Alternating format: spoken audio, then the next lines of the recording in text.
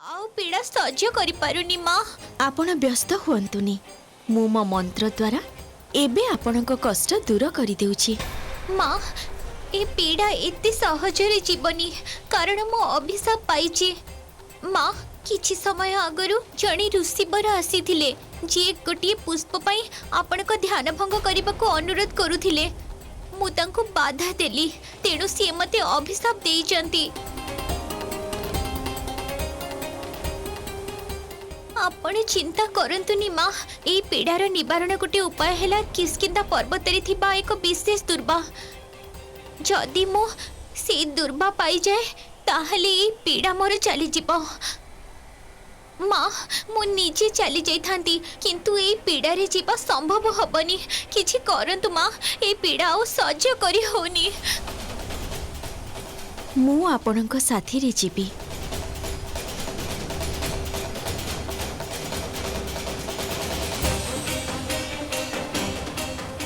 गोमाता किंतु आपण केमिति जानिले जे आपणको पीड़ा किष्किंधा पर्वतर से दुर्बा द्वारा दूर हेबो? कौन हैला गोमाता? से कौन की माँ माँ एही ठारू प्रस्थान करिबा समय रे से ऋषिवर भाबिले जे मु एई काम आपनको पाई करिछि तेणु से मो ऊपर दया कले। आउ जीवा समय रे से मते एई पीड़ारू मुक्तिर उपाय कहि देई गले।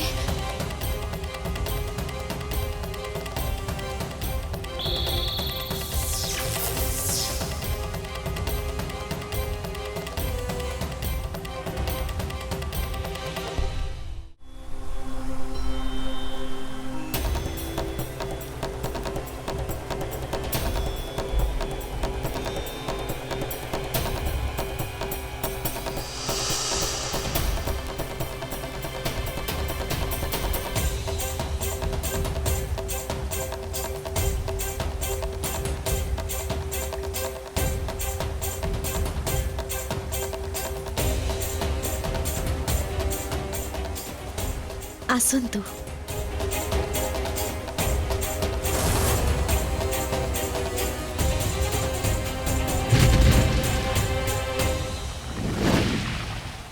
प्रणाम माता। देवी संतोषी आपण एबे कुआडे जाउछुंदी? अग्निदेव गोमातांको पेटरे अत्यंत पीड़ा हेउछि सेथिपाई आमे किष्किंधा पर्वत को जाउछु। सेठिकार एक विशेष दुर्बा खाइले गोमातांकर कष्ट लाघव होइजिवो। जदि देवी संतोषींकर टिके भी संदेह हुए एई माया विषय रे ताहेले मु आ बंचिकी फेरी परिबिनी। माँ चलंतु।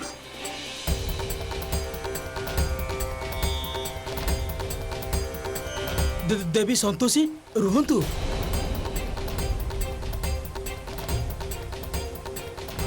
माँ मोर अत्यधिक पीड़ा होची दया करी जेते शीघ्र चलंतु। अग्निदेव एई समय रे मोर गोमातांक सह जीवा अत्यंत आवश्यक। मु आपणक साथी रे फेरिबा परे कथा हेबी। किछि गोटे अनुचित होउछि। जो पर्वतर कथा देवी कहउछंदी से पर्वतर तो दुर्बा हुएनी।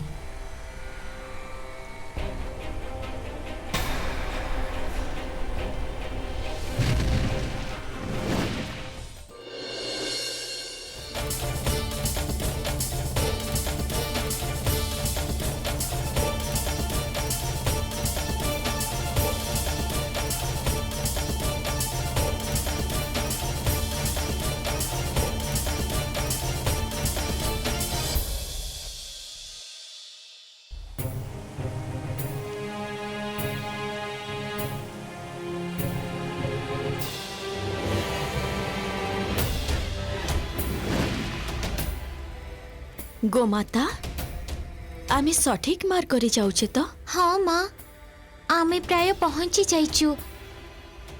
ऋषिवर मते एई मार्गर कथा कहिथिले।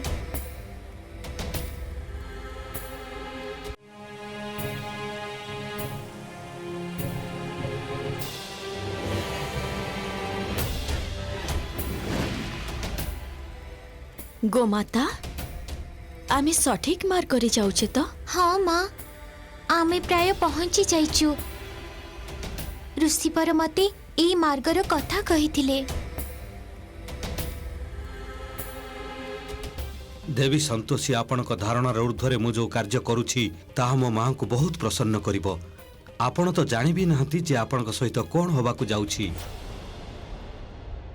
ସନ୍ତୋଷୀ ଦେଖ, ତୋ ସନ୍ତୋଷୀ ମାଙ୍କୁ ଜାଗ୍ରତ କରିବା ପାଇଁ ଗୀତ ଭଜନ ସବୁ କିଛି ହେଇଗଲା। ଏଥର ତାକୁ କହ ଦୀପ ଜଳେଇବା ପାଇଁ, ନହେଲେ ମୁଁ ଏବେ ସେଇଆ କରିବି ଯାହା ମୁଁ ତତେ କହିଥିଲି।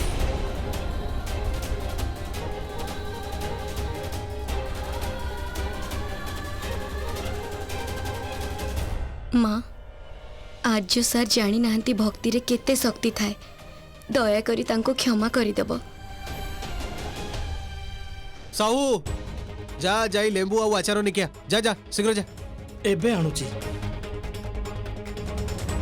देख तू तो काम करि पारिलुनी, किंतु मु मो काम को बाकी रखेनी, बुझिलु?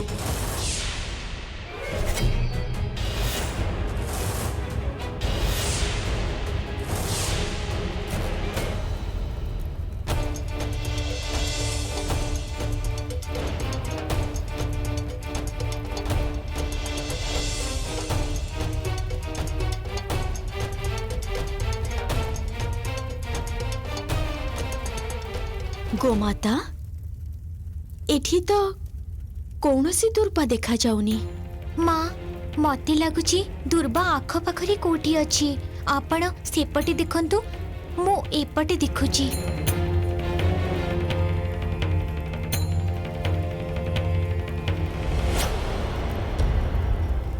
ଯଦି ଏମିତି ଭାବେ ଦେବୀ ସନ୍ତୋଷୀଙ୍କୁ ଭ୍ରମ ମଧ୍ୟରେ ନ ରଖିବି, ତାହେଲେ ଯେକୌଣସି ସମୟରେ ମୁଁ ବନେଇଥିବା ଚକ୍ରବ୍ୟୁହ ସହ ତାଙ୍କର ସଂଘର୍ଷ ହେବ। ପାତାଳ ଲୋକର ଦ୍ୱାର ପର୍ଯ୍ୟନ୍ତ ଦେବୀ ସନ୍ତୋଷୀଙ୍କୁ ନେଇଯିବା ପାଇଁ ତାଙ୍କୁ ଏମିତି ଭାବେ ଭ୍ରମିତ କରିବା ନିହାତି ଆବଶ୍ୟକ।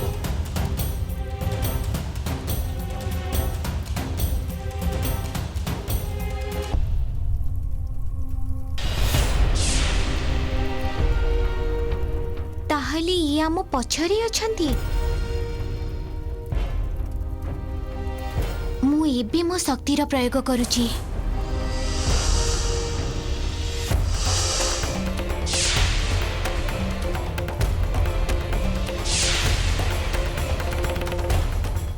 ପାତାଳ ଲୋକକୁ ଯିବାର ମାର୍ଗ ତ ଏଇପଟେ, କିନ୍ତୁ ଯେ ପର୍ଯ୍ୟନ୍ତ ସୂର୍ଯ୍ୟାସ୍ତ ନ ହେଇଛି ମୋତେ ଦେବୀ ସନ୍ତୋଷୀଙ୍କୁ ଏହି ସ୍ଥାନରେ ବ୍ୟସ୍ତ ରଖିବାକୁ ପଡ଼ିବ। ଆଉ ତା ସହିତ ପାତାଳ ଲୋକର ଦ୍ୱାର ଖୋଲିବା ପାଇଁ ଗୋଟେ ଅନୁଷ୍ଠାନ କରିବାକୁ ହେବ। ଏଠାରେ ଗୋମାତା କ'ଣ କରୁଛନ୍ତି? ମା, ଏଇ ଦେଖନ୍ତୁ, ଋଷିବର ଯୋଉ ଦୁର୍ବା କଥା କହିଥିଲେ ସେଇ ଦୁର୍ବା। ଚାଲନ୍ତୁ ଆମେ ସେପଟକୁ ଯିବା।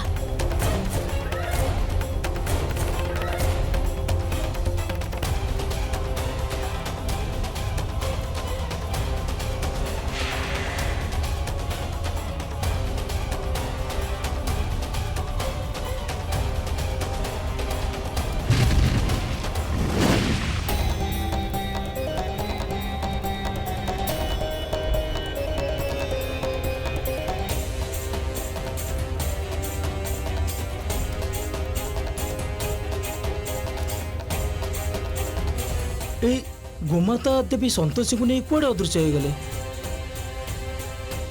ମା, ମୋ ପୀଡ଼ା ବଢ଼ିବାରେ ଲାଗିଛି। କୃପା କରି ସେଇ ଦୁର୍ବା ମତେ ଦିଅନ୍ତୁ।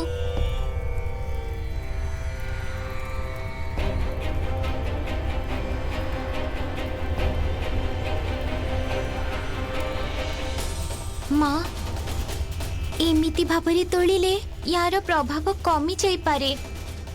ତେଣୁ ଆପଣ ତାକୁ ଆସ୍ତେ ଆସ୍ତେ ତୋଳନ୍ତୁ।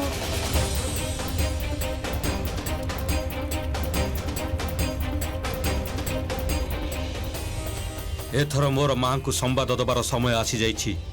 ଏ ପର୍ଯ୍ୟନ୍ତ ବଜ୍ର ମୁଷ୍ଟିର କୌଣସି ସମ୍ବାଦ ଆସିଲାନି କାହିଁକି? ମୋ କାମ କରିବାକୁ ଯାଏ। ନା ନା, ବଜ୍ର ମୁଷ୍ଟିର କିଛି ବି ହେଇପାରିବନି। ସେ ବହୁତ ଶକ୍ତିଶାଳୀ, ତାର କିଛି ବି ଅସୁବିଧା ହେଇପାରିବନି। ମା ଆପଣଙ୍କ ପାଇଁ ସୁସମ୍ବାଦ ଅଛି। ମୁଁ ଖୁବ୍ ଶୀଘ୍ର ସଫଳ ହେବାକୁ ଯାଉଛି ଆଉ ଖୁବ୍ ଶୀଘ୍ର ପାତାଳ ଲୋକରେ ପ୍ରବେଶ କରିବାକୁ ଯାଉଛି। ଆଉ କିଛି ସମୟ ମଧ୍ୟରେ ସୂର୍ଯ୍ୟାସ୍ତ ହେବ ଆଉ ଆମେ ପାତାଳ ଲୋକରେ ପ୍ରବେଶ କରିବୁ। ଅସାଧାରଣ ଅସାଧାରଣ ପୁତ୍ର, ଏବେ ତମେ ଅସୁର ରୂପରେ ଆସି ଦେବୀ ସନ୍ତୋଷୀଙ୍କୁ ବନ୍ଦୀ ରୂପରେ ନେଇ ଯାଇପାରିବ।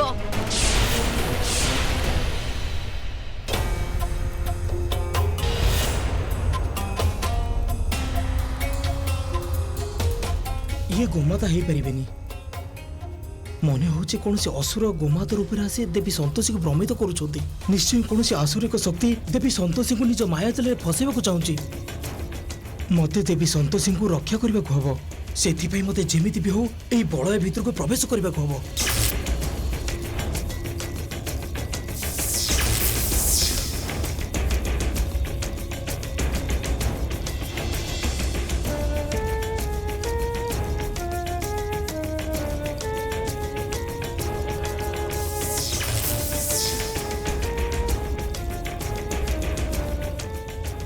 ଆପଣ ନିଜର ସମସ୍ତ ଶକ୍ତି ପ୍ରୟୋଗ କଲେ ମଧ୍ୟ ଏହି ଚକ୍ରବ୍ୟୁହରେ ପ୍ରବେଶ କରିପାରିବେନି।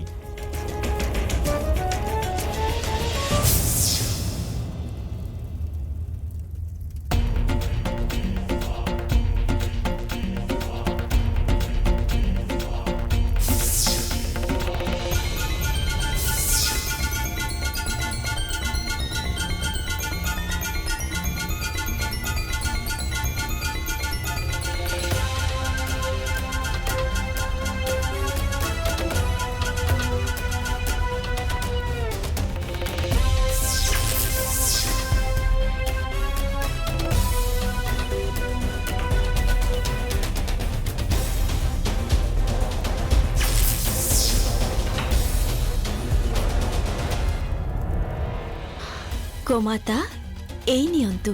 ଏହାର ଆଉ କୌଣସି ପ୍ରୟୋଜନ ନାହିଁ।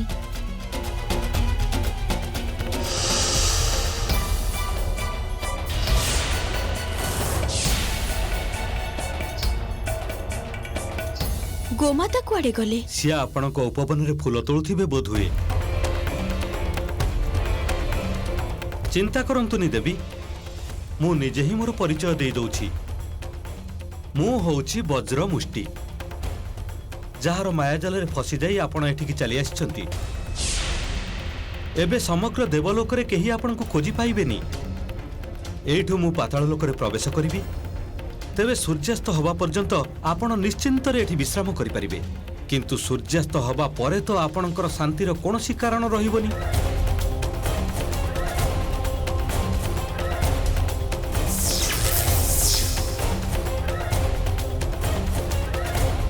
ମା, ଆପଣ ତ ବହୁତ ଅସହାୟ ଲାଗୁଛନ୍ତି, କିନ୍ତୁ ଏଠି ଆପଣଙ୍କର କୌଣସି ଶକ୍ତି କାମ କରିବନି। ଯେଉଁ ଐଶ୍ୱର୍ଯ୍ୟ ଆଉ ବଳ ଆଉ କ୍ଷମତା ପାଇଁ ନିଜକୁ ମହାନ ବୋଲି ଭାବୁଥିଲେ, ସେଇଟା ସମାପ୍ତ ହେବାକୁ ଯାଉଛି। ଏବେ ଆପଣ ଆପଣଙ୍କ ବାକି ଜୀବନଟା ମୋର ବନ୍ଦୀ ହୋଇ କଟେଇବେ। ଜଣେ ବନ୍ଦୀର ଜୀବନ କେତେ ଯେ କଷ୍ଟକର ସେଇଟା ତ ଆପଣ ନିଶ୍ଚୟ ଜାଣିଥିବେ।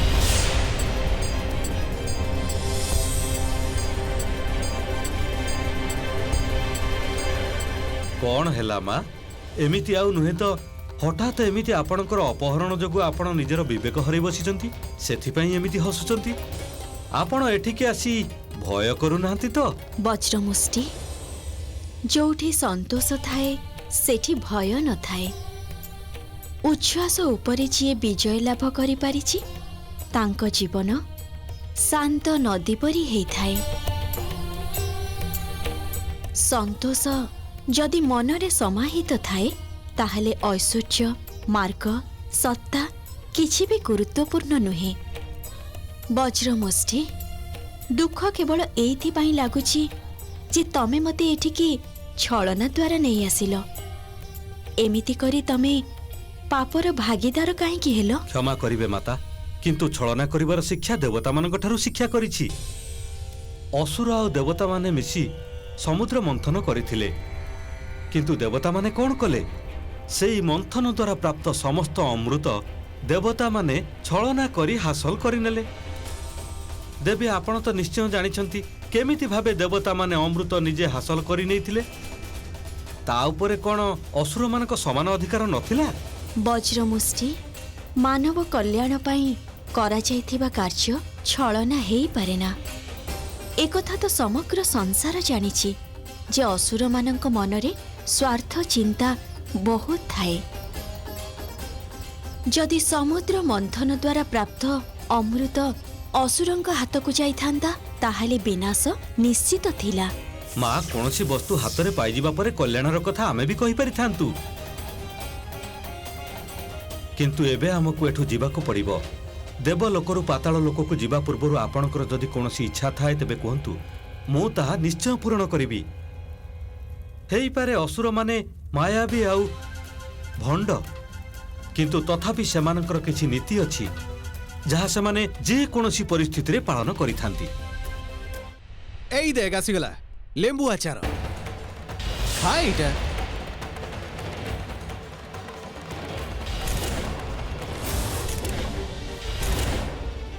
ଆଉ ତୁ ପ୍ରମାଣ କରିଦେ ଯେ ତୁ ଏତେ ଦିନ ହେଲା ଯୋଉ ଭକ୍ତିର ନାଟକ କରୁଥିଲୁ ସେଇଟା କେବଳ ଡ୍ରାମା, ଯେମିତି ଆମ ଟିଭି ସିରିଏଲରେ ହୁଏ। କାହିଁକି ନା ତୋର ଏଇ ଯୋଉ ସନ୍ତୋଷୀ ମା ସିଏ ଜମାରୁ ବି ଶକ୍ତିଶାଳୀ ନୁହନ୍ତି, ଶକ୍ତିହୀନ ସିଏ। ଆରେ ଭଗବାନଙ୍କ ବିଷୟରେ କିଛି କହିବା ଆଗରୁ ଟିକେ ନମ୍ର ହ। ଯଦି ଦେବାଦେବୀଙ୍କ ବିଷୟରେ ଏମିତି ସବୁ କହି ଚାଲିବୁ ତାହେଲେ ତାଙ୍କ ରାଗ ତତେ ସମ୍ଭାଳିବାକୁ ପଡିବ। ବାବା ମୁଁ ତ ପୁରାପୁରି ଡରିଗଲି। ଆରେ କୋଉ ଯୁଗର କଥା କହୁଛ ବାବା, କୋଉ ଯୁଗର କଥା କହୁଛ? ଆଜିକାଲି ଯୁଗରେ କୌଣସି ଦେବାଦେବୀ ନାହାନ୍ତି। ମୁଁ ଭଗବାନଙ୍କୁ ମାନେ ନାହିଁ। ଆଉ ଯଦି ବି ଅଛନ୍ତି ତାହେଲେ ସନ୍ତୋଷୀ ମା ଦୀପ କାହିଁକି ଜଳେଇ ପାରିଲେନି କୁହ? ଆରେ କାହିଁକି ଏମିତି ଆଜି ବାଜି କଥା କହୁଛୁ? ଏମିତି କଣ କେବେ ଦୀପ ଜଳେ? ଅଯଥା ଖାଲିଠାରେ ଏମିତି ବିରକ୍ତ କାହିଁ କରୁଛୁ? ମୁଁ ଏଇ ଲୋକଟା ଭିତରେ ହିଂସାର ଏମିତି ଜ୍ୱାଳାମୁଖୀ ଦେଖୁଛି ଯାହା ସନ୍ତୋଷୀର ପୂଜା ନଷ୍ଟ କରିଦେଇ ପାରିବ। ସନ୍ତୋଷୀ, ମୁଁ ସମସ୍ତ ଅଶୁଭ ଶକ୍ତିକୁ ଜାଗ୍ରତ କରିଦେଇଛି ଯାହା ତୋ ଭକ୍ତିକୁ ନଷ୍ଟ କରିଦେବାରେ ସାହାଯ୍ୟ କରିପାରିବ। ଦୁଃଖ ତ କେବଳ ଏତିକି ଯେ ଦେବୀ ସନ୍ତୋଷୀ ନିଜେ ଏସବୁ ଦେଖିପାରୁନାହାନ୍ତି। ତେବେ ତାଙ୍କର ଅବସ୍ଥା ବି ସେମିତି କିଛି ହେବାକୁ ଯାଉଛି। ମୋ ପୁତ୍ର ସମ୍ମୁଖରେ ତାଙ୍କ ଦୁର୍ଦ୍ଦଶା ମଧ୍ୟ ଏମିତି କିଛି ହେବାକୁ ଯାଉଛି।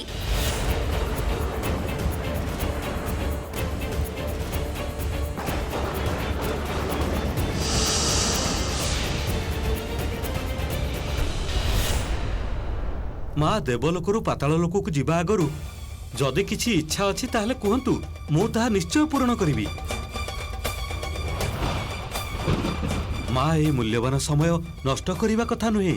ଆପଣଙ୍କର ଯଦି କିଛି ଅନ୍ତିମ ଇଚ୍ଛା ଅଛି ତାହେଲେ କୁହନ୍ତୁ, କାରଣ ମୁଁ ଜାଣିନି ଆପଣ ଏଠିକି ଫେରିବାର ସୁଯୋଗ ପାଇବେ କି ନାହିଁ। ବଜ୍ରମୁଷ୍ଟି, ମୁଁ ବୀଣା ବଜେଇବାକୁ ଚାହେଁ।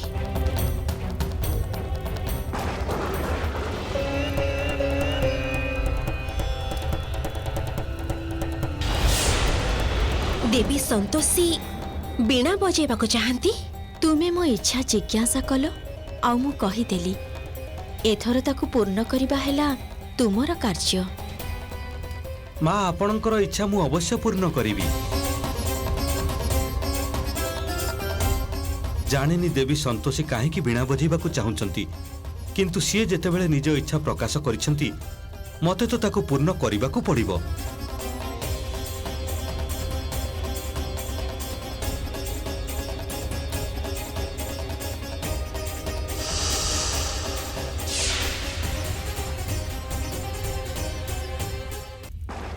ବଜ୍ର, ଦେବୀ ସନ୍ତୋଷୀଙ୍କୁ ଭୁଲ ମଧ୍ୟ ସେ ବୀଣା ଦେଇନି। এই নিয়ন্তু দেবী।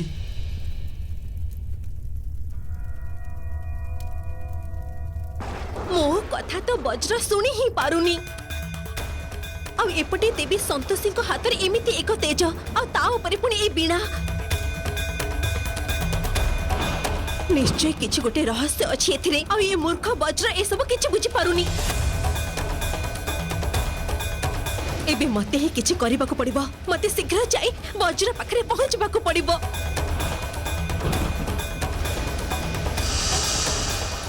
বীণা বজান্তু দেবী। আজ মু মধ্য বহুত প্রসন্ন। মু আজ আপনার সঙ্গীতরে নৃত্য করিবি।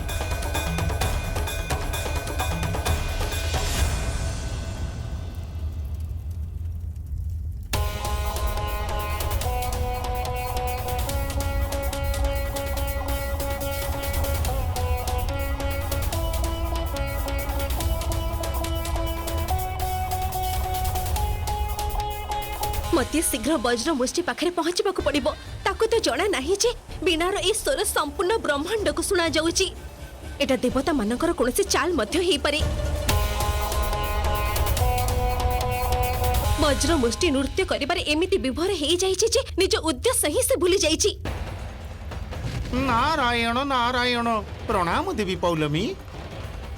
मते एक कथा कहतु देवी पौलमी, आपण एते विचलित ही कुआडे जाउचंती? अब ए समग्र देवलोक रे कौन हेची देवी पौलमी?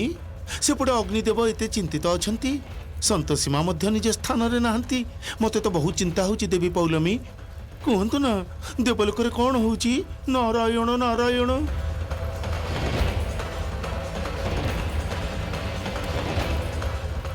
अरे अरे शुणतु देवी पौलमिकर पुणी कौन है?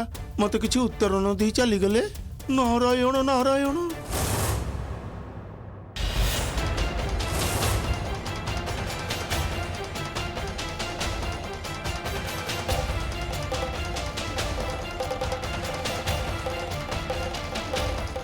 खा इटा